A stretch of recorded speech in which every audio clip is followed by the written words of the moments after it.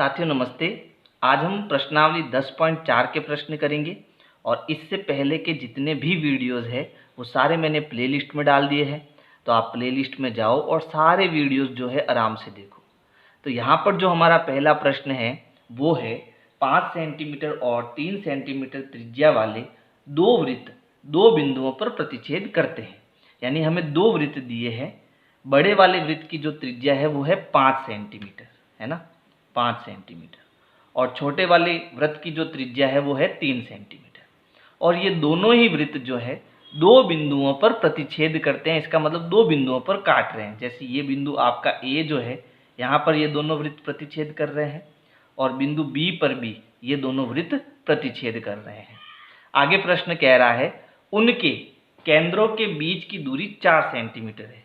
यानी इस वृत्त का जो केंद्र सी है और दूसरे वृत्त का जो केंद्र डी है, यहाँ से यहाँ तक की जो दूरी दे रखी है वो 4 सेंटीमीटर है।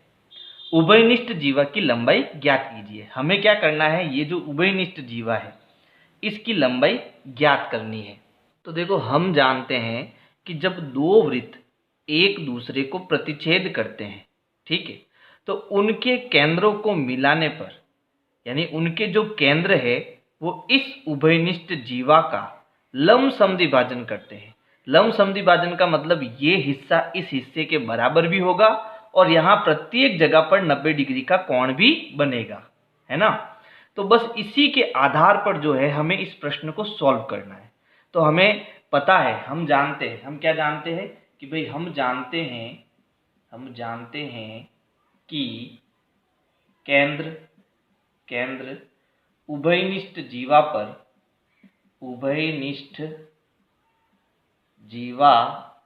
पर लंब समद्विभाजक होते हैं, लंब समद्विभाजक भाजित होते हैं अतः, है ना। यानी कि ये जो केंद्र की दूरी है, यानी ये केंद्र जो है वो इस उभयनिष्ठ जीवा पर क्या होता है, लंब समद्विभाजक होते हैं। यानी कि इस जीवा को दो बराबर भागों में भी बांटते हैं और यहाँ पर प्रत्येक जगह पर 90 डिग्री का कोण भी बनाते हैं, है ना। यानी अब हमें ये पता चल गया कि जो ये AO है, AO की दूरी है वो इस BO की दूरी के बराबर है। इसी के साथ यहाँ पर ये प्रत्येक जगह पर 90 डिग्री का कोण बनाता है। यानी मैं कह सकता हूँ कि कोण AOC बराबर है कोण AOD के, और ये दोनों ही कोण कितने डिग्री के हैं, 90 डिग्री के, है ना। अब ऐसा करने से होगा क्या, अब देखो, ऐसा करने से यहाँ पर हमें दो त्रिभुज मिलेंगे, एक तो ये वाला त्रिभुज और दूसरा ये वाला त्रिभुज। अगर मैं बात करूँ इस त्रिभुज की, है ना, यहाँ दो त्रिभुज मिलेंगे, एक तो ये वाला त्रिभुज, दूसरा ये वाला त्रिभुज। इस त्रिभुज का नाम है AOC और दूसरा त्रिभुज हो जाएगा AOD। और ये दोनों ही कोण कैसे हैं, समकोण है, यानी 90 डिग्री के कोण यहाँ पर है ना। तो ये त्रिभुज हमारा समकोण त्रिभुज है, ये भी हमारा समकोण त्रिभुज है। और हम जानते हैं कि समकोण त्रिभुज की जो सबसे बड़ी भुजा है इसको हम कर्ण कहते हैं। ये हमारी आधार हो जाएगी और ये भुजा हमारी क्या हो जाएगी, लंब हो जाएगी, है ना। और कर्ण हमें यहाँ कितना दिया, 3 सेंटीमीटर। हमें इस AO की लंबाई ज्ञात करनी है, क्योंकि अगर मैं AO की लंबाई ज्ञात करूंगा तो ये दोनों हिस्से तो बराबर है, तो जो ये लंबाई आएगी वो ये लंबाई आएगी। फिर इन दोनों लंबाई को जोड़कर हम AB की कुल लंबाई ज्ञात कर सकते हैं, है ना। तो यहाँ पर पहले हम क्या करेंगे, ये त्रिभुज AOC लेंगे, त्रिभुज AOC में। अब देखो, ये एक समकोण त्रिभुज है, तो हम यहाँ सूत्र लगाएंगे। हमें क्या ज्ञात करना, हमें लंब ज्ञात करना है। तो लंब का सूत्र क्या होता है कि भाई हम जानते हैं कि लंब का जो वर्ग है वो कर्ण के वर्ग में से आधार का वर्ग घटाने पर हमें मिलता है। अब यहाँ लंब क्या है, तो लंब हमारा AO है, तो हम क्या करेंगे, AO के वर्ग में से कर्ण कितना है, कर्ण हमारे यहाँ पर दिया हुआ है 3 सेंटीमीटर, तो 3 का वर्ग हो गया माइनस आधार कितना है। अब देखो, यहाँ पर ये जो पूरी लंबाई है वो हमें दी हुई है 4 सेंटीमीटर, है ना। ये पूरी लंबाई हमें कितनी दी हुई है, 4 सेंटीमीटर। यानी अगर मैं इस लंबाई को अगर x मान लेता हूँ, ये जो लंबाई है मैं क्या मान लेता हूँ, x मान लेता हूँ, तो ये लंबाई कितनी होगी कि भाई कुल लंबाई कितनी थी 4, है ना। इसमें से ये हिस्सा आपका x हो गया, तो ये क्या बचा, तो 4 में से x निकाल दो, वो ये हिस्सा बचेगा, यानी ये हिस्सा हमारा हो गया 4 माइनस x, है ना। तो अभी तो हमें यहाँ आधार कितना दिया है x, तो यहाँ आधार की जगह x आ जाएगा और ऊपर वर्ग आ जाएगा। अब देखो AO का वर्ग हमें क्या मिलेगा, तो 3 का वर्ग होता है 9 माइनस x का वर्ग होता है x की घात 2। तो ये हो गया हमारा समीकरण नंबर 1। इसी प्रकार में अब ये दूसरा वाला त्रिभुज लूंगा, यानी AOD। अब मैं कौन सा त्रिभुज लूंगा, त्रिभुज AOD में। इस त्रिभुज में भी हम यही सूत्र लगाएंगे। सूत्र क्या है, लंब का वर्ग माइनस कर्ण का, सॉरी, लंब वर्ग बराबर कर्ण का वर्ग माइनस आधार का वर्ग। लंब हमारा क्या है, लंब हमारा है AO, तो ये हो गया AO का वर्ग बराबर कर्ण क्या है यहाँ पर, तो कर्ण हमें दिया है 5 सेंटीमीटर, तो ये हो जाएगा 5 की घात 2 माइनस आधार, आधार हमने क्या निकाला 4 माइनस x, तो ये हो जाएगा 4 माइनस x की घात 2। अब इसको सॉल्व करेंगे तो देखो 5 का वर्ग कितना होता है 25, 5 की घात 2 का मतलब 5 इंटू 5, तो ये 25 हो जाएगा, माइनस यहाँ हमें दिया है 4 माइनस एक्स और उसकी घात 2। अब इसको समझो, हम एक फॉर्मूला जानते हैं, कक्षा 8 में हमने पढ़ा कि a माइनस बी की घात 2 क्या होता है, a square minus 2 into a b plus b square, है ना। ये हमने एक सर्व समीका पढ़ी थी, तो इसी सर्व समीका का उपयोग हमें यहाँ करना है। अब देखो a हमारा क्या हो गया 4 और b हमारा क्या हो गया x, तो पहले हम क्या करेंगे a का वर्ग यानी कि 4 का वर्ग, फिर माइनस 2ab, माइनस 2 इंटू ए हमारा क्या है 4, तो a इंटू बी हमारा क्या है x, तो यहाँ आ जाएगा x, फिर प्लस b का स्क्वायर, तो b हमारा क्या है x यानी x की घात 2। तो पहले हम इसको सॉल्व करेंगे, तो देखो आगे क्या होगा, ये हो गया 25 माइनस 4 का वर्ग यानी 4 इंटू 4 कितना होता है 16, माइनस 4 दूनी 8, ये हो गया 8 और आगे यहाँ क्या आ जाएगा x प्लस x की घात 2। अब यहाँ देखो आगे माइनस है, तो जब भी ब्रैकेट के आगे माइनस होता है तो ब्रैकेट में जो भी संख्या प्लस की है वो माइनस हो जाती है और जो माइनस है वो प्लस की हो जाती है। तो अब हम क्या करेंगे, यहाँ हो जाएगा 25, ये प्लस का है तो ये क्या हो जाएगा माइनस का 16, ये माइनस का है तो प्लस का 8x, ये प्लस का है तो माइनस का x की घात 2, तब जाके कोष्टक खुलेगा। अब देखो 25 में से 16 गया तो बचा 9 प्लस 8x माइनस x की घात 2, ये किसका मान है, ये AO की घात 2 का मान है। अब ये हो गया हमारा समीकरण नंबर 2। अब देखो समीकरण 1 क्या है, AO का वर्ग और इसका मान दिया हुआ है। समीकरण 2 भी क्या है, AO का वर्ग और इसका मान दिया हुआ है। यानी यहाँ पर ये दोनों समीकरण 1 और समीकरण 2 दोनों आपस में क्या है बराबर है, ये भी AO के वर्ग का मान है, ये भी AO के वर्ग का मान है, यानी ये दोनों आपस में बराबर है। तो हम लिख सकते हैं समीकरण 1 व 2 से, यानी ये समीकरण इसके बराबर है। तो पहले मैं इसको लिखूंगा कि भाई 9 plus 8x plus minus x की घात 2 जो है वो 9 माइनस x की घात 2 के बराबर है। अब इस 8x को हम यही रखेंगे, बाकी सबको उधर भेजेंगे, तो ये 8x यही रहेगा, ये पहले से इस तरफ है 9 माइनस x की घात 2, है ना। अब इसको और इसको उधर भेजेंगे, देखो ये प्लस का है तो ये माइनस का हो जाएगा, ये माइनस का है तो ये प्लस का x की घात 2 हो जाएगा। अब देखो ये माइनस का x की घात 2, ये प्लस का x की घात 2, तो जब एक प्लस का होता है एक माइनस का होता है तो हम घटाते हैं, तो x की घात 2 में से x की घात 2 गया 0, तो हम एक काम करते हैं इनको हटा देते हैं क्योंकि ये 0 हो गया, 9 में से 9 गया ये भी 0 हो गया, यानी यहाँ पर क्या बचा 0 बचा, यानी 8x बराबर क्या आएगा 0 आएगा। अब मैं इस 8 को उधर भेजूंगा तो ये गुणे में है, उधर जाके भाग में आएगा, तो x बराबर मुझे मिलेगा 0/8, है ना, 0/8। 0/8 का मतलब क्या होता है 0, यानी x मुझे यहाँ क्या मिल गया 0 मिल गया, x का मान 0 मिल गया।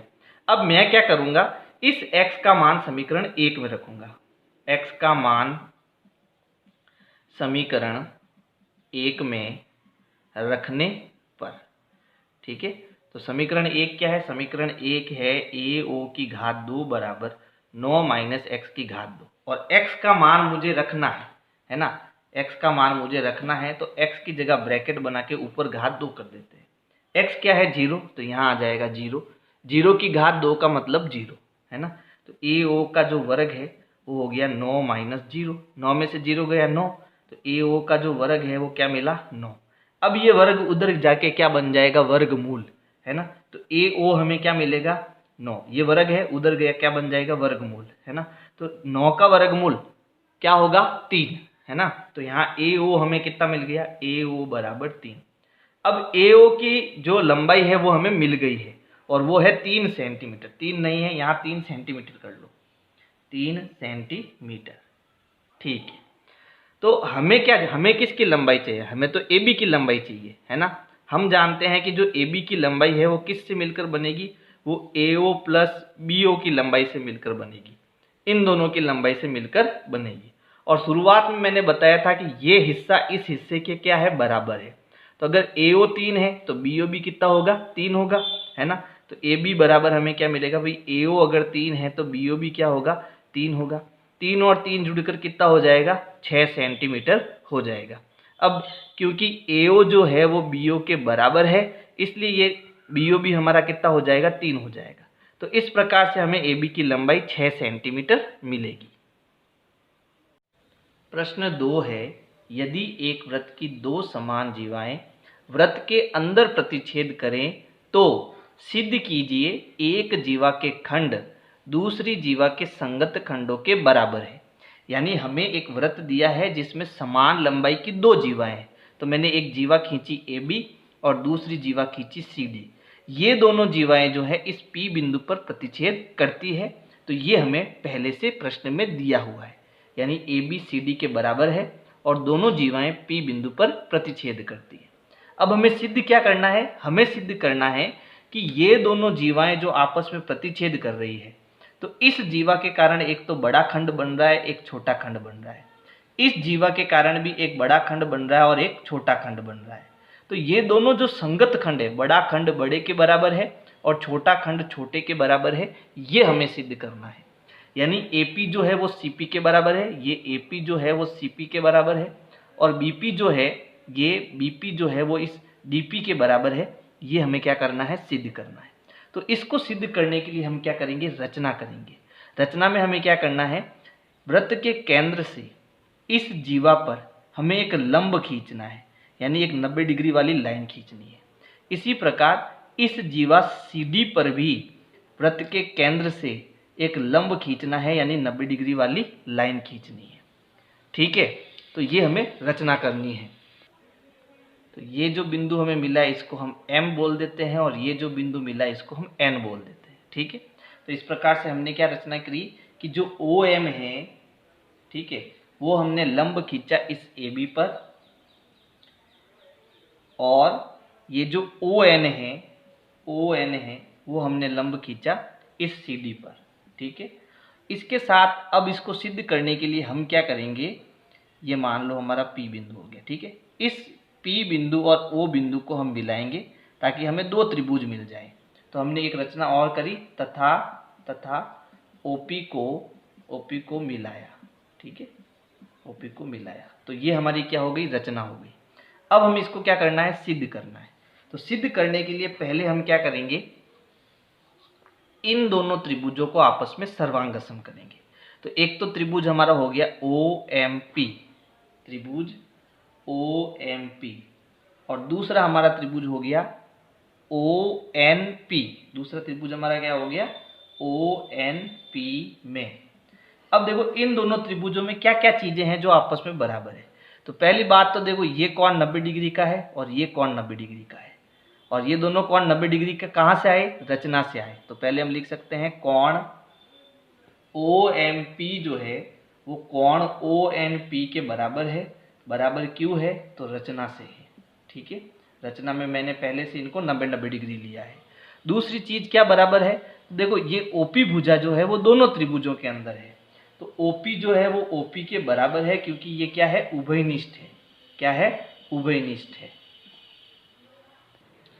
तीसरी भुजा देखो ये OM जो है वो ON के बराबर होगा, OM जो है वो ON के बराबर होगा। अब क्यों होगा इसको समझो।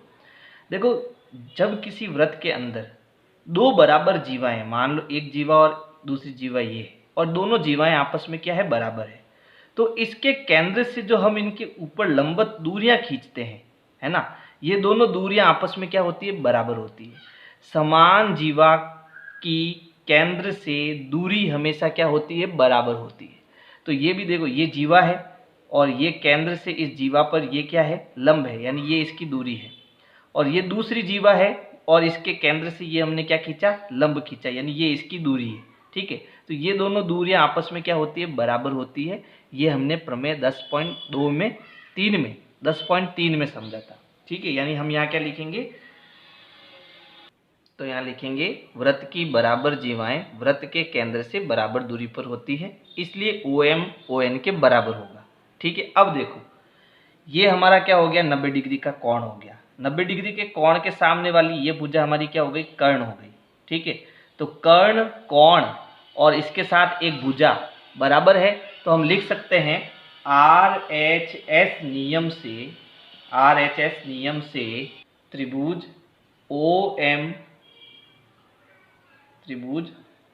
OMP सर्वांगसम होगा त्रिभुज ONP के। और जब दोनों त्रिभुज आपस में सर्वांगसम है तो इसके जो संगत अवयव होंगे वो आपस में हम बराबर कर सकते हैं। तो देखो कौन से अवयव चाहिए हमें, तो ये वाला पूरा खंड चाहिए, है ना, यहाँ से यहाँ तक का खंड चाहिए। लेकिन अभी फिलहाल हम ये वाला खंड ले लेते हैं, तो ये खंड जो है इस खंड के हम बराबर कर सकते हैं, क्योंकि दोनों त्रिभुज क्या है, सर्वांगसम है। तो हम MP को जो है, ये P है ना, MP को PN के बराबर कर सकते हैं। क्यों कर सकते हैं, CP-CT नियम से कर सकते हैं कि जब दो त्रिभुज आपस में सर्वांगसम हो तो इनके संगत अवयव आपस में बराबर होते हैं। लेकिन देखो हमें सिद्ध क्या करना है, हमें सिद्ध करना है ये पूरा खंड, है ना, जबकि हमें तो ये खंड ही मिला है। तो अब हम क्या करेंगे, इस खंड को इस खंड के साथ जोड़ेंगे तो हमें ये पूरा खंड मिल जाएगा। तो अब इस खंड को लाने के लिए हमें क्या करना पड़ेगा, तो हमें एक प्रमेय की जरूरत होगी। और दूसरा प्रमेय क्या है, देखो दूसरा प्रमेय ये है कि जब किसी जीवा से हम केंद्र से लंब खींचते हैं, इसी जीवा पर केंद्र से लंब खींचते हैं, तो ये जो लंब होता है वो इस जीवा को दो बराबर भागों में बांटता है, यानी उसका समद्वि भाजन करता है। ठीक है, तो इस प्रमेय के उपयोग से क्या होगा आप खुद देखना। यहाँ पर देखो ये हमने लंब खींचा, किस जीवा पर खींचा, इस जीवा पर खींचा। ठीक है, तो इसके दो हिस्से हो गए, एक तो ये वाला हिस्सा और दूसरा ये वाला हिस्सा। तो ये दोनों हिस्से आपस में क्या होंगे, बराबर होंगे। जबकि हमें कौन सा हिस्सा चाहिए, ये हिस्सा चाहिए। तो ये हिस्सा कैसे मिलेगा, तो अब ध्यान से समझना। हमने क्या पढ़ा, हमने ये पढ़ा है कि जीवा AB जो है ना, वो दूसरी जीवा CD के बराबर है। ये हमें पहले से दिया है ना। इसे मैं लेता हूँ समीकरण नंबर, देखो ये समीकरण 1 ले लेता हूँ, इसको मैं समीकरण 2 ले लेता हूँ। ठीक है, ये जो मैंने अभी बराबर किया MP बराबर PN, ये मैं समीकरण 1 ले रहा हूँ। ठीक है, और ये हमें से पहले से दे रखा है AB जो है वो CD के बराबर है, इसको मैं समीकरण 2 ले रहा हूँ। अब देखो समीकरण 2 में हम क्या कर सकते हैं, अगर इन दोनों को मैं आधा कर दूं, जैसे 1/2 का गुणा AB से करूं, 1/2 का गुणा CD से करूं, तो ये दोनों क्या हो जाएंगे, आधे हो जाएंगे। आधे होने का मतलब क्या कि भाई AB जो है, यहाँ मान लो ये जो AB है, ठीक है, इसका आधा यानी ये वाला हिस्सा, तो ये वाला हिस्सा इस हिस्से के क्या होगा, बराबर होगा। बराबर क्यों होगा, क्योंकि हमने पढ़ा है कि ये जो लंब है वो इस जीवा का समद्विभाजन करेगा। तो ये दोनों हिस्से आपस में बराबर होंगे। बीच में हमारा क्या, यहाँ पर M है। ठीक है, हमें कौन से हिस्से से मतलब है, हमें इस हिस्से से मतलब है, क्योंकि हमें इसके साथ इसको जोड़ना है, तब जाके ये पूरा हिस्सा हमें मिलेगा इन दोनों का, है ना। तो हमें यहाँ क्या, मैं इस आधे AB की जगह, आधे AB का मतलब ये वाला हिस्सा और ये वाला हिस्सा, ये दोनों हिस्से आधा AB के बराबर है। हमें ये वाला हिस्सा चाहिए, AM हिस्सा चाहिए। तो इस आधे AB की जगह में AM लिख सकता हूँ, और इस आधे CD की जगह, आधा CD का मतलब ये वाला भाग और ये वाला भाग दोनों आपस में बराबर है, लेकिन मुझे ये बाहर वाला हिस्सा चाहिए, है ना, CN। तो CN के बराबर कर देता हूँ। आधे CD को मैं किसके बराबर लिख सकता हूँ, CN के बराबर लिख सकता हूँ। ऐसा हमने किस कारण से किया, तो हमने जो प्रमेय पढ़ी थी कि जीवा पर केंद्र से डाला गया लंब जीवा का क्या करता है, समद्विभाजन करता है। ठीक है, तो इस कारण से मैं ये लिख सकता हूँ। अच्छा, अब क्या होगा ऐसा करने से? तो इसको मैं दे रहा हूँ समीकरण नंबर 3। ठीक है, हमें क्या करना है, इस समीकरण 1 में 3 को जोड़ना है। जब समीकरण 1 और 3 जुड़ेगा तो ये जो खंड है वो इस खंड के क्या आ जाएगा, बराबर आ जाएगा। तो अब हम क्या करेंगे, हम समीकरण 1 व समीकरण 3 को जोड़ेंगे। जोड़ने पर तो देखो समीकरण 1 क्या है, MP बराबर PN। तो बराबर के इस तरफ जो MP है, ठीक है, उसमें हमें बराबर के इस तरफ AM को जोड़ना है। किसको जोड़ना है? AM को जोड़ना है। इसी प्रकार बराबर के इस तरफ जो PN है, ठीक है, इसमें हमें बराबर के इस तरफ इस CN को जोड़ना है।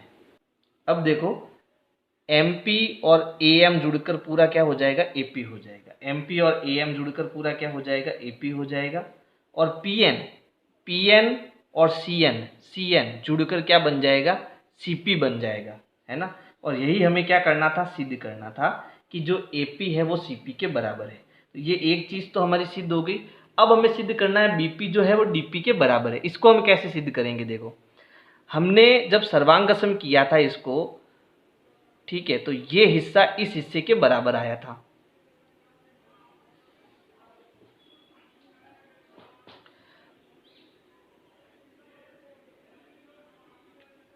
अब देखो हमें बीपी को जो है डीपी के बराबर करना है, यानी ये जो बीपी है वो इस डीपी के बराबर है, इसको हमें सिद्ध करना है। तो ये सिद्ध करना बड़ा आसान है। कैसे? कि मान लो अगर मैं इसको समीकरण 4 लेता हूँ, ठीक है, तो अब मुझे क्या करना है, दोनों बड़ी जीवाओं में से समीकरण 4 को घटाना है। जैसे ही घटाऊंगा तो ये भुजा इसके बराबर आ जाएगी। यानी अब हमें क्या करना है, देखो इसको ध्यान से समझना। अब हम क्या करेंगे कि ये जो हमने समीकरण 2 लिया है, समीकरण 2 में से हम समीकरण ये जो हमने 4 लिया है को घटाएंगे, ठीक है। और जैसे ही हम घटाएंगे हमें उत्तर मिल जाएगा। समीकरण 2 हमारा क्या है, AB बराबर CD, और समीकरण 4 क्या है, AP बराबर CP। तो हमें AB में से AP घटाना है। AB माइनस AP बराबर CD में से CP को घटाना है, CD माइनस CP। तो देखो AB माइनस AP का मतलब ये पूरा हो गया हमारा AB, ठीक है। इसमें से AP घटाना है, यानी ये वाला पूरा हिस्सा हटाना है। तो बचा क्या, BP बचा। तो यहाँ आ गया BP बराबर CD का मतलब ये पूरा हिस्सा। इसमें से CP हटाना है, CP मतलब ये वाला हिस्सा बचाना हटाना है। तो बचा क्या, DP, ठीक है। तो ये दूसरी चीज़ भी हमारी क्या सिद्ध हो गई कि जो BP है, ठीक है, वो इस DP के क्या है, बराबर है। तो यही हमें क्या करना था, प्रूफ करना था। प्रश्न संख्या 3 है, यदि एक वृत्त की 2 समान जीवाएं वृत्त के अंदर प्रतिच्छेद करें तो सिद्ध कीजिए प्रतिच्छेद बिंदु को केंद्र से मिलाने वाली रेखा जीवाओं से बराबर कोण बनाती है। यानी अब की बार हमें एक वृत्त दिया है जिसमें 2 जीवाएं समान हैं, AB और CD। ये दोनों जीवाएं समान हैं और दोनों जीवाएं P बिंदु पर क्या कर रही है, प्रतिच्छेद कर रही है, ठीक है। और हमें सिद्ध क्या करना है, हमें सिद्ध करना है OPM जो है कोण, ये वाला जो कोण OPM है वो OPN कोण के क्या है, बराबर है, ठीक है। यानी इस प्रतिच्छेद बिंदु पर इस केंद्र को मिलाने वाली रेखा जीवा से समान कोण बनाती है, ये हमें सिद्ध करना है, ठीक है। तो हमें इसके लिए क्या करनी पड़ेगी, रचना करनी पड़ेगी। जो हमने प्रश्न 2 में की है वही रचना हमें इसमें करनी है। हम क्या करेंगे, OM इस AB पर लंब खींचेंगे, ठीक है। इसी प्रकार ये ON इस CD पर लंब खींचेंगे। यानी ये दोनों कोण जो है वो कितने के हैं, 90-90 डिग्री के हैं, ठीक है। तो चलो इसको हम सिद्ध करते हैं। और हमें OP को मिलाना भी है ना। OP को हम क्या करेंगे, मिलाएंगे। तो जैसे ही हम OP को मिलाएंगे तो हमें 2 त्रिभुज मिलेंगे। एक तो त्रिभुज हमें मिलेगा OMP, त्रिभुज OMP, और दूसरा त्रिभुज हमें मिलेगा ONP। इन दोनों त्रिभुजों को हमें क्या करना है, सर्वांगसम करना है। तो इसमें 3 अवयवों को हम बराबर करेंगे। तो सबसे पहले देखो ये जो कोण M है वो कोण N के बराबर होगा। क्यों बराबर होगा, क्योंकि ये दोनों ही कोण 90 डिग्री के हैं। तो हम लिखेंगे कोण OMP जो है वो कोण ONP के बराबर है। क्यों बराबर है? तो ये हमने रचना से 90 डिग्री के किए हैं। ठीक है। दूसरी चीज, ये जो भुजा OP है वो दोनों त्रिभुज में कॉमन है, तो हम OP को OP के बराबर करेंगे क्योंकि ये उभयनिष्ठ है। ठीक है, उभयनिष्ठ है। तीसरी चीज हम क्या बराबर करेंगे कि ये भुजा जो है इस भुजा के बराबर है। क्यों बराबर है? तो मैंने बताया था प्रमेय में कि किसी वृत्त के अंदर दो जीवाएं समान लंबाई की है तो उनकी हमेशा केंद्र से जो दूरी होती है वो क्या होती है? बराबर होती है। केंद्र से दूरी का मतलब ये इन पर लंब में खींचने हैं, लंबवत दूरी। ठीक है, देखो हम OM को ON के बराबर करेंगे, ये दोनों भुजाएं आपस में बराबर होगी। क्यों होगी? कि वृत्त की समान जीवाएं वृत्त के केंद्र से बराबर दूरी पर होती है, बराबर दूरी पर होती है। ठीक है, चलो अब यहाँ पर देखो, ये हो गया समकोण, ये हो गया कर्ण और ये हमारी हो गई भुजा। यानी RHS नियम से मैं ये कह सकता हूँ कि त्रिभुज OMP जो है वो सर्वांगसम है त्रिभुज ONP की। यानी ये दोनों त्रिभुज आपस में क्या है? सर्वांगसम है। और जब ये दोनों त्रिभुज आपस में सर्वांगसम है तो मैं ये कोण और ये कोण दोनों आपस में क्या कर सकता हूँ? बराबर कर सकता हूँ। तो यहाँ मैं लिख सकता हूँ कि कोण OPM जो है ये वाला कोण OPN यानी इस कोण के क्या होगा? बराबर होगा, OPN के बराबर होगा। क्यों बराबर होगा? CP/CT नियम से बराबर होगा।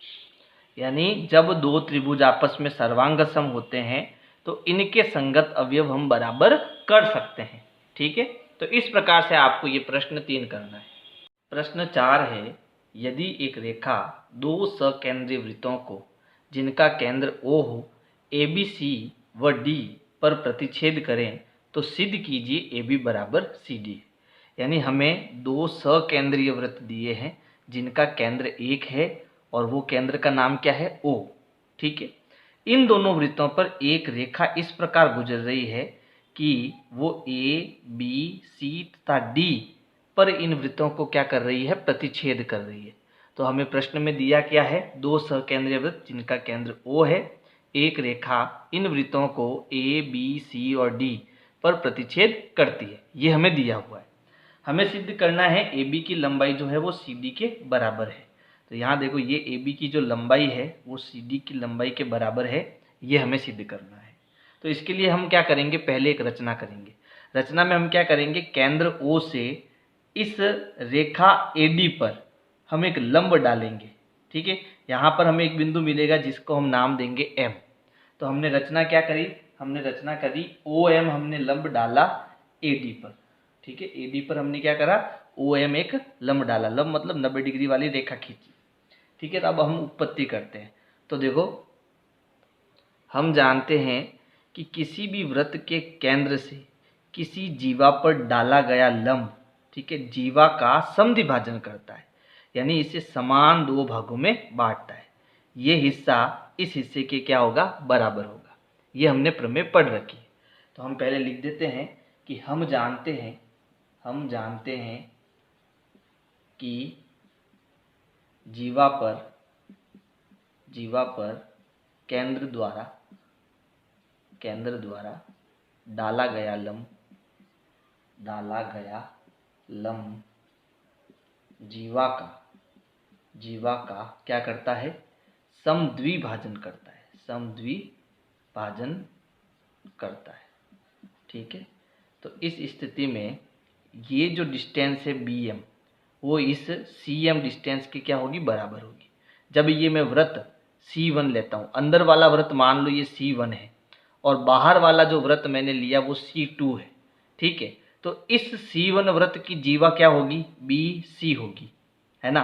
तो इस कंडीशन में यहाँ केंद्र से हमने इस पर जब लंब डाला तो ये जो BM का जो भाग है वो CM के भाग के क्या होगा? बराबर होगा। ठीक है, और जब मैं C2 वृत्त लूंगा यानी बड़ा वाला वृत्त लूंगा, इस केस में जीवा हमारी क्या हो जाएगी? AD हो जाएगी, A से लगाकर D तक हो जाएगी, है ना। और इस केस में भी हमने केंद्र से क्या डाला? इस पर लंब डाला। तो यहाँ पर ए एम की जो दूरी है वो डी एम की दूरी के क्या होगी, बराबर होगी, है ना। तो पहले हम लिख देते हैं कि पहले मैं वृत्त ले रहा हूँ C1 वृत्त में। तो देखो C1 वृत्त में क्या है कि हमने OM लंब डाला है BC पर, है ना, OM लंब है BC पर। तो जब OM लंब है BC पर तो मैं ये कह सकता हूँ कि BM की जो लंबाई है, ठीक है, वो CM की लंबाई के क्या होगी, बराबर होगी। ये हो जाएगा हमारा समीकरण नंबर 1। अब मैं ले रहा हूँ C2 वृत्त, ठीक है। C2 वृत्त में OM हमने लंब डाला AD पर, ठीक है।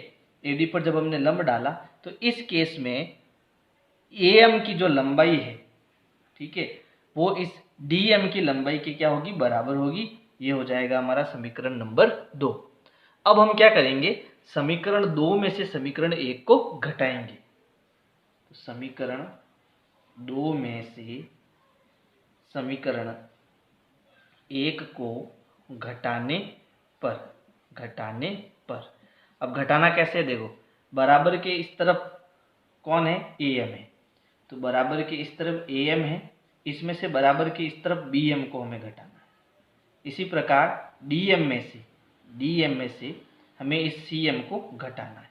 तो आप देखो AM कहाँ है, AM यहाँ पर है, इसमें से हम क्या घटा रहे हैं, BM घटा रहे हैं, यानी ये वाला भाग हम हटा रहे हैं।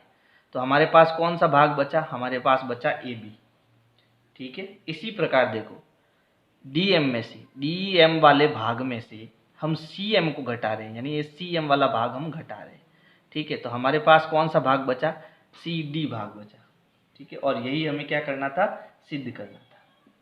तो इस प्रकार से आपको ये प्रश्न 4 करना है। प्रश्न 5 है, एक पार्क में बने 5 मीटर त्रिज्या वाले वृत्त पर खड़ी 3 लड़कियां रेशमा, सलमा एवं मनदीप खेल रही है। यानी यहाँ पर हमें एक वृत्ताकार पार्क दिया है, इसकी त्रिज्या कितनी है, 5 मीटर, और इस वृत्त पर 3 लड़कियां खड़ी है, एक है रेशमा, दूसरी सलमा और तीसरी मनदीप, और यहाँ पर ये खेल रही है। अब कैसे खेल रही है, तो देखो प्रश्न आगे कह रहा है, रेशमा एक गेंद को सलमा के पास, सलमा मनदीप के पास तथा मनदीप रेशमा के पास फेंकती है। यानी ये क्या करेगी, रेशमा एक गेंद फेंकेगी सलमा को, फिर सलमा के पास गेंद आने के बाद ये गेंद भेजेगी मनदीप के पास, फिर मनदीप क्या करेगी, वापस रेशमा को गेंद फेंकेगी, है ना। तो ये इस प्रकार से गेंद के साथ खेल रही है।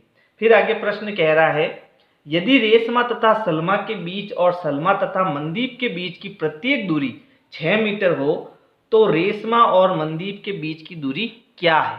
अब प्रश्न कह रहा है कि अगर रेशमा और सलमा और मनदीप, इनमें प्रत्येक की दूरी 6 मीटर की है, यानी ये दूरी भी 6 मीटर की है और ये दूरी भी 6 मीटर की है, तो रेशमा से मनदीप की जो टोटल दूरी है वो हमें यहाँ पर ज्ञात करनी है, ठीक है।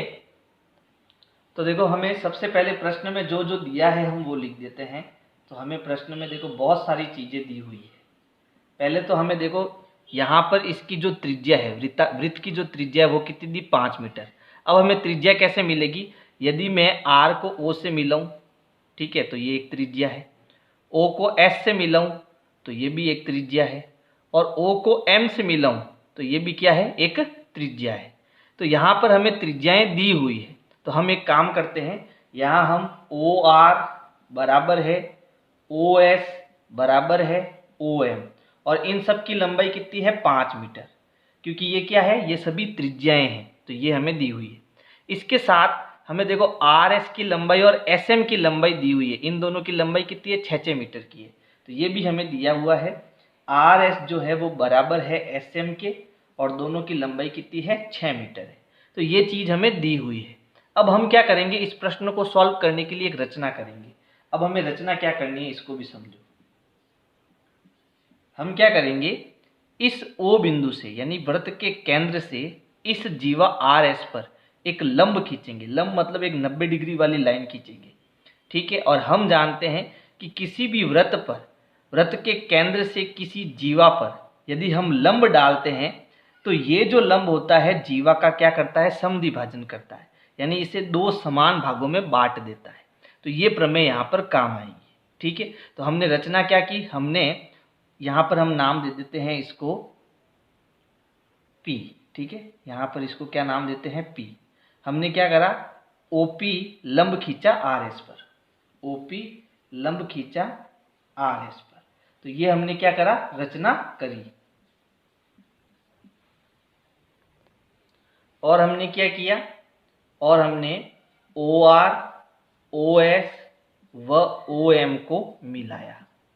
ये भी तो हमने रचना की, ठीक है। हमने OR, OS और OM को मिलाया, तो हमने दो रचना की। देखो हमें ज्ञात क्या करना है, हमें ज्ञात करना है R से M की लंबाई, यानी RM की लंबाई हमें ज्ञात करनी है, ठीक है। तो इसके लिए हम क्या करेंगे, सबसे पहले देखो रचना में हमने क्या किया, OP जो है RS पर लंब डाला, OP हमने RS पर लंब डाला। ये मैंने कहाँ से लिखा, ये मैंने रचना से लिखा, ये मैंने रचना की है ना। तो इससे हुआ क्या, तो देखो अभी मैंने बताया था कि हमने एक प्रमेय पढ़ी थी, किसी भी वृत्त के केंद्र से किसी जीवा पर हम लंब डालते हैं तो इस जीवा का क्या हो जाता है, समद्विभाजन हो जाता है ना। तो ये जो हमारी जीवा है RS, और ये जो बिंदु है हमने क्या लिया P। तो बताओ ये जो RP है वो किसके बराबर होगा, 1/2 RS के बराबर होगा, है ना। क्योंकि ये RP इस पूरे का क्या है, आधा है, तो RP आधे RS के बराबर होगी, ऐसा हम लिख सकते हैं। तो चलो हम लिखेंगे RP बराबर जो है वो 1/2 RS के बराबर होगी, है ना। अब हम क्या करेंगे, इसमें RS का मान रखेंगे। RS हमें कितना दिया हुआ है, तो देखो RS हमें 6 मीटर दिया हुआ है, तो यहाँ RP बराबर 1/2 RS का मान रखेंगे हम 6, यहाँ गुणे का निशान है, ठीक है। तो 2 से 6 कटेगा 3 बार, 2 तिया 6 होता है, यानी RP हमें कितना मिला, RP हमें 3 मीटर मिला, ठीक है। यहाँ हमने क्या कर दिया, RP का मान ज्ञात कर दिया। ये R से P की जो लंबाई है वो कितनी है, 3 मीटर है, ठीक है। तो एक तो हमने RP ज्ञात किया। दूसरी चीज देखो, ये जो कोण है वो 90 डिग्री का है, तो यहाँ हम क्या करेंगे, एक त्रिभुज लेंगे ORP, है ना। ये त्रिभुज कैसा है, एक समकोण त्रिभुज है। तो जब ये समकोण त्रिभुज है तो यहाँ हम पाइथागोरस प्रमेय लगाकर OP का मान ज्ञात कर सकते हैं, है ना।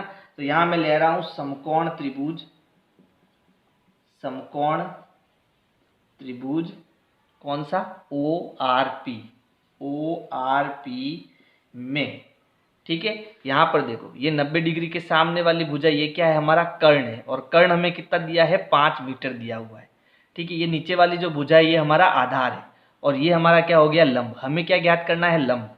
तो हम सूत्र लगाएंगे कि भाई लंब का जो वर्ग है वो कर्ण के वर्ग में से जब हम आधार के वर्ग को घटाएंगे तो हमें क्या मिलेगा, लंब का वर्ग मिलेगा, ठीक है। तो यहाँ देखो लंब हमें क्या दिया, OP दिया, तो यहाँ मैं फॉर्मूला लगाऊंगा कि OP का जो वर्ग है वो कर्ण का वर्ग क्या है, OR के वर्ग में से मैं क्या घटाऊंगा, आधार का वर्ग, यानी RP का वर्ग, ठीक है। हमें OP का वर्ग निकालना है, तो देखो OR का वर्ग, यानी OR हमारे पास कितना है, 5, तो हम यहाँ 5 का वर्ग करेंगे। RP कितना है, 3, तो यहाँ हम 3 का वर्ग करेंगे।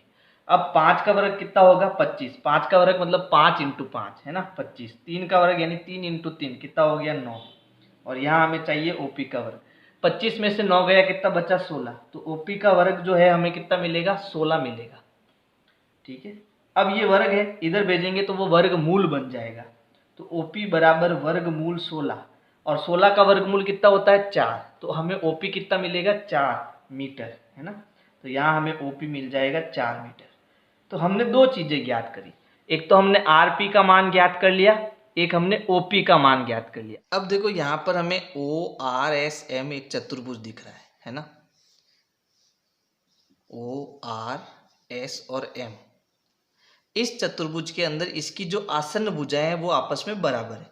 OR कितना है, 5, OM कितना है, 5, क्योंकि ये दोनों क्या है, त्रिज्या हमेशा बराबर होती है।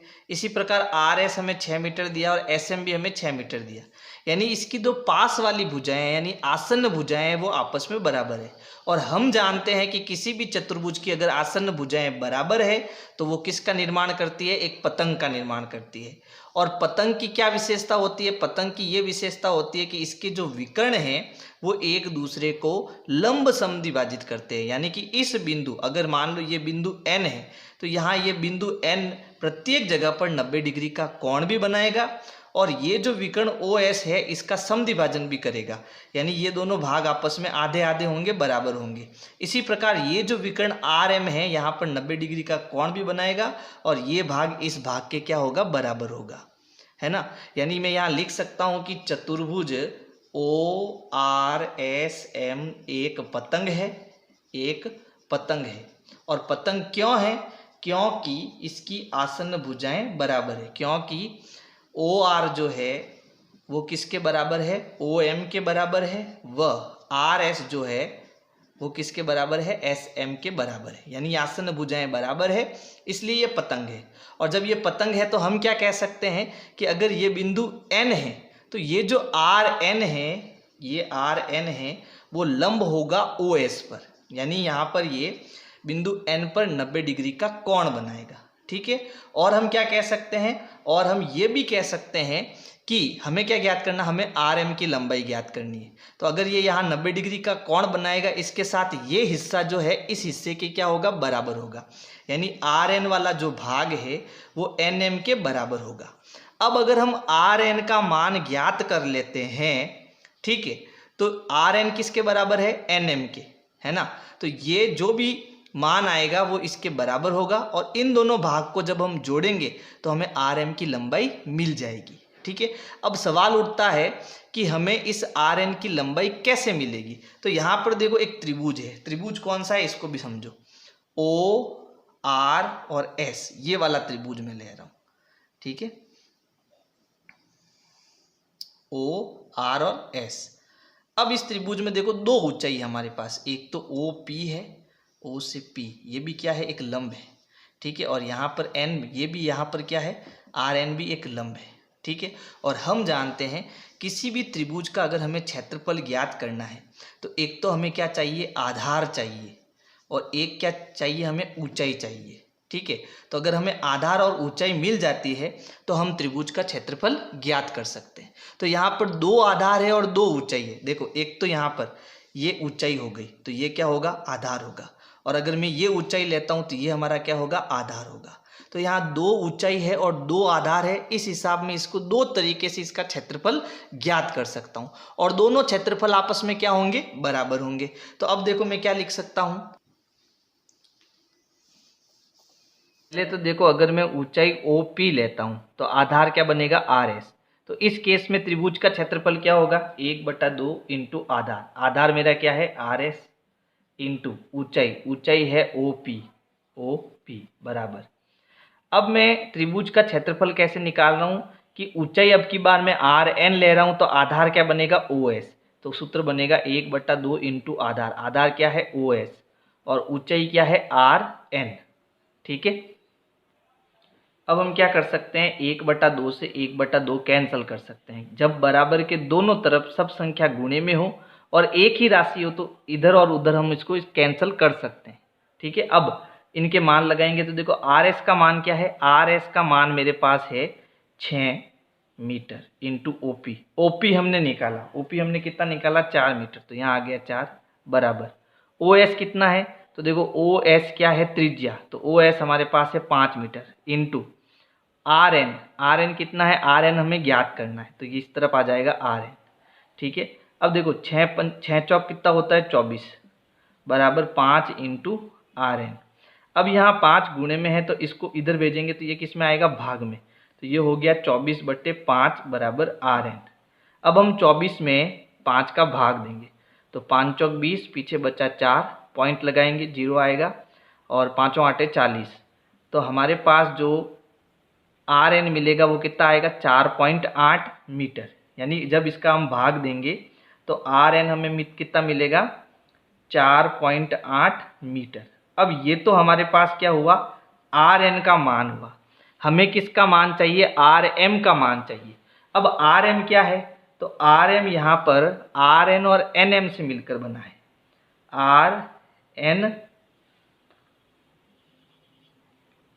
RN प्लस एन एम से मिलकर बना है, ठीक है, इससे और इससे मिलकर बना है। और ये हिस्सा जो है इस हिस्से के क्या है, बराबर है। ये हमने लिखा है यहाँ पर, देखो आर एन जो है एन एम के बराबर है। तो एन एम की जगह मैं क्या लिख सकता हूँ, आर एन लिख सकता हूँ। तो यहाँ आर एम बराबर R N plus N M की जगह क्या लिख सकता हूँ, आर एन। आर एन और आर एन जुड़ के क्या हो जाएगा, 2 RN। तो आर एम बराबर क्या हो गया, 2 RN, ठीक है। अब हम आर एन का मान लगाएंगे, तो देखो क्या होगा, आर एम बराबर 2, यहाँ पर गुणे का निशान, 2 into R N. R N हमने कितना निकाला, 4.8। अब हम 4.8 का 2 से गुणा करेंगे, तो हमें देखो आर एम कितना मिलेगा, आर एम बराबर 8 दूनी 16, हासिल का 1, 4 दूनी 8 और 1 9। तो आर एम की लंबाई जो आएगी वो आएगी 9.6 मीटर। कितनी आएगी, 9.6 मीटर। और यही हमारा क्या हो जाएगा, आंसर हो जाएगा। प्रश्न 6 है, 20 मीटर त्रिज्या का एक गोलाकार पार्क एक कॉलोनी में स्थित है। 3 लड़के अंकुर, सैयद तथा डेविड इसकी परिसीमा पर बराबर दूरी पर बैठे हैं और प्रत्येक के हाथ में एक खिलौना टेलीफोन आपस में बात करने के लिए है। प्रत्येक फोन की डोरी की लंबाई ज्ञात कीजिए। तो देखो पहले प्रश्न को समझो। प्रश्न में हमें एक वृत्ताकार पार्क दिया है। इस पार्क की जो त्रिज्या है वो कितनी है, 20 मीटर, ठीक है। और इस पर 3 बच्चे बैठे हैं। एक तो आपके पास है अंकुर, दूसरा है सैयद और तीसरा है डेविड। इन तीनों लड़कों के पास में एक खिलौना टेलीफोन है और इस टेलीफोन से क्या बंधी हुई है, डोरी बंधी हुई है ना।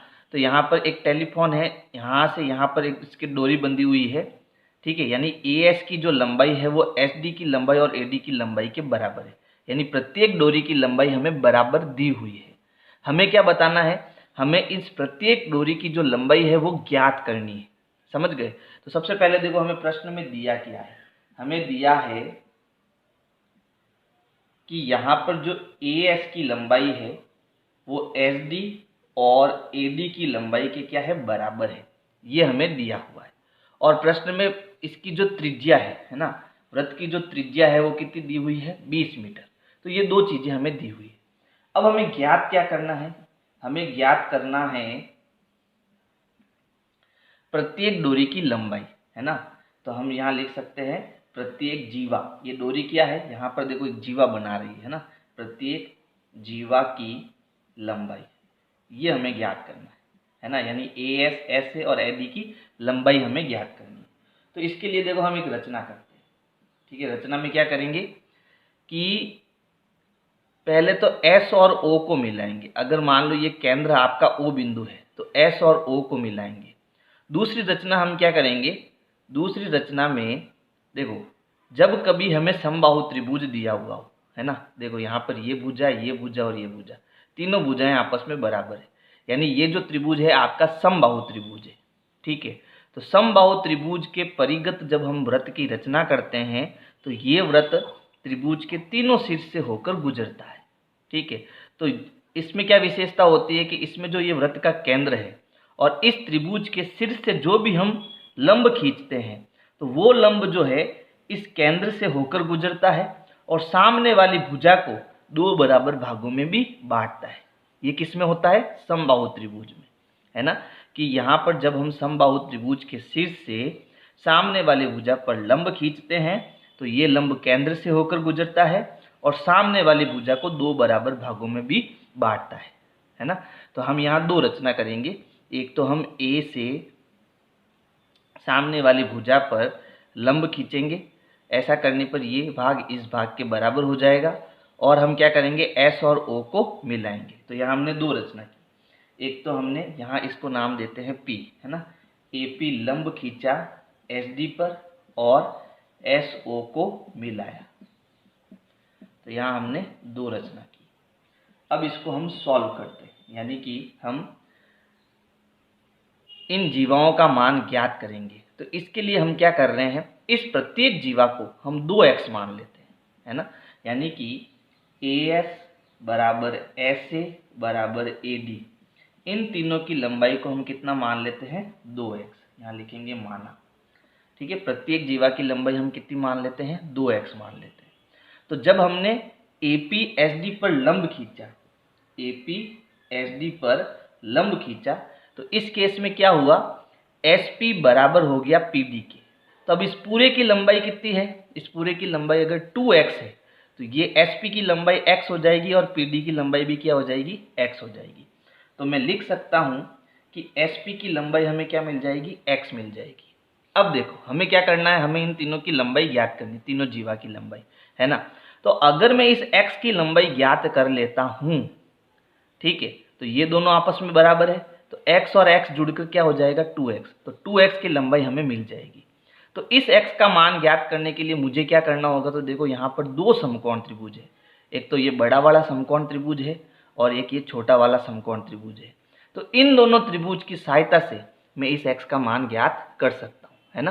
तो सबसे पहले मैं ये बड़ा वाला त्रिभुज ले रहा हूँ, समकोण त्रिभुज,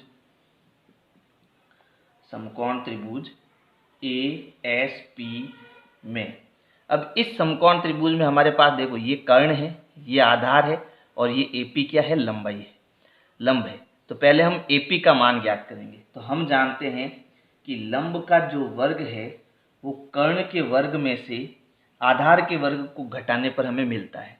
तो कर्ण यहाँ पर क्या है, AS है और आधार क्या है, SP है। अब इनके मान रखेंगे, हमें AP का वर्ग चाहिए, ठीक है। AS देखो, AS हमारे पास क्या है, 2x, तो यहाँ पर हम पहले 2x का वर्ग करेंगे। SP हमारे पास क्या है, SP हमारे पास x है। तो चलो अब इसको सॉल्व करेंगे। 2x का वर्ग मतलब 2x का गुणा 2x है, तो 2 दूनी 4, x इंटू एक्स क्या हो जाएगा, 4x की घात 2 माइनस x का वर्ग यानी x की घात 2, और ये हो गया AP की घात 2, है ना। अब देखो 4x की घात 2 में से 1x की घात 2 गया, कितना बचेगा, 3x की घात 2, ये हो गया AP का वर्ग। अब हमें AP की लंबाई चाहिए तो हमें वर्ग उधर भेजना होगा, तो वर्ग उधर जाके क्या हो जाएगा, वर्ग मूल, है ना। तो AP बराबर हमें क्या मिलेगा, वर्गमूल 3x की घात 2। अब ध्यान से समझना, देखो वर्गमूल के अंदर 3 गुणा x का वर्ग यानी x इंटू एक्स है, और हम जानते हैं वर्गमूल के अंदर जब एक जोड़ा मिल जाता है हमें, यहाँ देखो x का एक जोड़ा है, तो यहाँ से x क्या आ जाएगा, बाहर आ जाएगा, तो अंदर क्या बचेगा 3, तो यहाँ से एक जोड़ा बन रहा है तो एक x बाहर आएगा, यानी 3x की घात का जो वर्गमूल होगा वो क्या होगा, x√3 मीटर। ये हमारे पास किसकी लंबाई आ गई, AP की लंबाई आ गई, यानी इस पूरी बड़ी वाली भुजा की लंबाई आ गई। अब देखो AO क्या है, AO त्रिज्या है, SO क्या है, SOB क्या है, त्रिज्या है, और त्रिज्या हमें कितनी दी है, 20 मीटर, है ना। यानी ये भी भुजा हमारी 20 मीटर की है और ये भी त्रिज्या हमारी कितनी है, 20 मीटर की है ना। जो हमने AP निकाला, यहाँ से AO कितना है, 20 मीटर, तो बताओ OP कितना होगा। देखो ध्यान से समझना इसको। अब क्योंकि मुझे ये छोटा वाला वृत्त चाहिए, त्रिभुज चाहिए, तो इसमें मुझे OP की लंबाई चाहिए। तो OP की लंबाई मुझे कैसे मिलेगी, देखो OP हमें कैसे मिलेगा कि इस पूरी बड़ी वाली भुजा में से, है ना, अगर मैं ये हिस्सा हटा दूं तो मुझे ये OP का मान मिल जाएगा। अब पूरी बड़ी भुजा का मान मैंने कितना निकाला, यानी AP में से अगर मैं AO निकाल दूं तो मुझे OP मिल जाएगा। अब देखो AP कितना है, AP हमने निकाला x√3 माइनस AO कितना है, तो AO त्रिज्या है यानी कि 20 है, यानी ये हमारा क्या हो गया, OP का मान हो गया। अब हम लेंगे छोटा वाला त्रिभुज, है ना, ये समकोण त्रिभुज OSP, समकोण त्रिभुज, समकोण त्रिभुज OSP में। अब इसमें देखो हमें तीनों भुजाओं का मान दिया हुआ है, तो हम कोई भी सूत्र लगा के इसको कर सकते हैं। चलो हम OP के वर्ग से करेंगे, है ना, कि भाई OP का यानी लंब का जो वर्ग है वो कर्ण के वर्ग में से आधार के वर्ग को घटाने पर हमें मिलता है। तो यहाँ कर्ण कितना है, कर्ण हमारे पास है SO, और आधार क्या है, आधार हमारे पास है SP। OP क्या है, तो OP हमने निकाला, देखो OP का मान रखते हैं पहले तो x√3 माइनस 20, और फिर इसका क्या करना है, वर्ग बराबर। SO कितना है, SO हमारे पास है 20, यानी ये हो गया 20 का वर्ग, और SP क्या है, SP है x, यानी x का वर्ग। अब देखो यहाँ पर एक फॉर्मूला है, a माइनस बी की घात 2 क्या होता है, a का वर्ग माइनस 2ab प्लस b का वर्ग। अब यहाँ a क्या है, ये हमारा a हो गया x√3 और b क्या है 20। तो यहाँ हम ये वाला फॉर्मूला लगाएंगे, ए का वर्ग माइनस 2ab प्लस बी का वर्ग। तो ये सॉल्व होगा। फिर बराबर के इस साइड में क्या है 20 का वर्ग, 20 का वर्ग यानी 20 का 20 से गुणा कितना हो जाएगा 400। तो ये हो गया 400 माइनस x का वर्ग, ये हो जाएगा x की घात 2। अब देखो इसको सॉल्व करते हैं।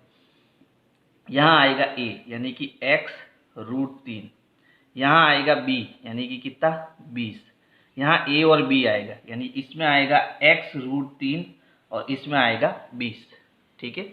अब यहाँ पर इसका वर्ग करना मतलब इसका इसी से गुणा। तो ध्यान से समझने देखो इसका वर्ग क्या होगा, x√3 का गुणा x√3 से। तो x और x गुणा कर होगा क्या हो गया x की घात 2। √3 का √3 से अब जब गुणा करेंगे तो हमें कितना मिलेगा 3, यानी जब इसका वर्ग करेंगे तो हमें मिलेगा 3x की घात 2 माइनस 2 का जब हम 20 से गुणा करेंगे, यहाँ पर गुणे का निशान है ना, तो 2 का 20 से गुणा कितना हो गया 40, आगे √3 और पीछे आ जाएगा x प्लस 20 का वर्ग कितना हो जाएगा 400 बराबर 400 माइनस x की घात 2। अब यहाँ हमें x का मान चाहिए, तो हम क्या करेंगे एक बार इस पूरे पद को इधर लेके आएंगे। तो 3x की घात 2 पहले से है, 40√3x भी है और 400 भी है। ये प्लस का 400 इधर आएगा तो माइनस का 400 हो जाएगा। ये माइनस x की घात 2 इधर आएगा तो प्लस x की घात 2 आ जाएगा। फिर बराबर के इधर क्या बचेगा 0। अब ये प्लस का और ये माइनस का, तो 400 में से 400 गया 0 हो गया। इसी प्रकार देखो ये है 3x की घात 2 और ये है 1x की घात 2, दोनों प्लस के हैं तो दोनों जुड़ेंगे और हो जाएगा 4x की घात 2। अब ये बचा माइनस का 40√3x बराबर 0। अब इस टर्म को वापस हम उधर ले जाएंगे, तो ये माइनस का है, उधर जाके क्या हो जाएगा प्लस का, और 0 का मतलब तो कुछ होता है नहीं, तो कुल मिला के ये इधर आ जाएगा। समझे आप? तो ये हो गया 4x की घात 2 बराबर ये माइनस का उधर जाके प्लस का हो जाएगा 40√3x। अब हम अब देखो यहाँ 4x की घात 2 है ना, और यहाँ x है, तो हम क्या करेंगे 4x को उधर भेजेंगे। यहाँ पर क्या है 4 × x है, x की घात 2 का मतलब x × x, तो हम 4x को उधर भेजेंगे। समझ गए आप? तो क्या होगा देखो 4x को हमें उधर भेजना है ना, तो यहाँ क्या बचा, यहाँ x बचा, यहाँ पहले से हमारे पास 40√3x है ना, ये गुणे में है तो उधर बट्टे में जाएगा, तो इधर हमने किसको भेजा 4x को भेजा, तो x से x कैंसिल होगा, 40 4 से कितनी बार कटेगा 10 बार कटेगा, तो हमें x कितना मिला, हमें x मिला 10√3 मीटर। तो ये हमारी किसकी लंबाई आ गई x की लंबाई। लेकिन हमें किसकी लंबाई चाहिए, हमें 2x की लंबाई चाहिए है ना, यानी हमें SD की लंबाई चाहिए। तो SD की लंबाई क्या होगी 2 × x है ना, तो 2 × x हमने कितना निकाला 10√3, तो 10 का आप 2 से गुणा करेंगे तो ये हो जाएगा 20√3 मीटर। तो ये SD की लंबाई आ जाएगी। हमें प्रत्येक की लंबाई चाहिए, तो प्रत्येक की लंबाई क्या आएगी 20√3 मीटर, यानी मैं ऐसा लिख सकता हूँ कि AS बराबर SD बराबर AD, इन सब की लंबाई कितनी आएगी 20√3 मीटर। ठीक है।